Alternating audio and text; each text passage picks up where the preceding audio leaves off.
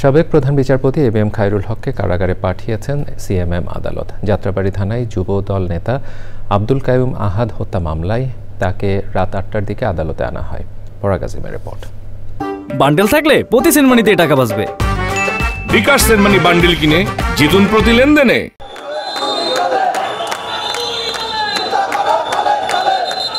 তত্ত্বাবধায়ক সরকার ব্যবস্থা বাতিল করে রায় দেওয়া সমালোচিত সাবেক প্রধান বিচারপতি এবিএম খায়রুল হককে বৃহস্পতিবার সকালে ধানমন্ডির বাসা থেকে আটক করে গোয়েন্দা পুলিশ।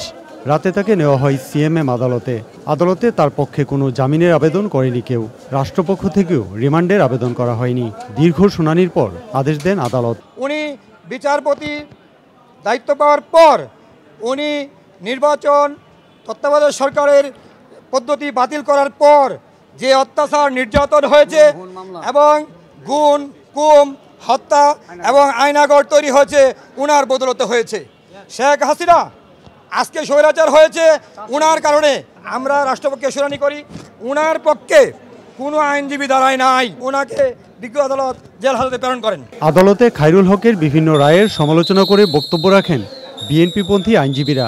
আজকে আমরা এই কথাগুলি বললাম, এই দেশে হাজার হাজার মানুষকে হত্যার জন্য সে দায়ী, শত শত মানুষকে গুম করার জন্য সে দায়ী। উনি তত্ত্বাবধায়ক সরকারকে উনি বাতিল ঘোষণা করে দিয়েছিলেন। 3 বারের প্রধানমন্ত্রী দেশনেত্রী বেগম খালেদা জিয়াকে তার বাড়ি থেকে কোনো ধরনের হিয়ারিং এর সুযোগ না দিয়ে উচ্ছেদের আদেশ দিয়েছিলেন। শুনানির পর কড়া পুলিশ পাহারায় খায়রুল হককে কারাগারে নেওয়া হয়। পরাগ আজিম, চ্যানেল আই, ঢাকা।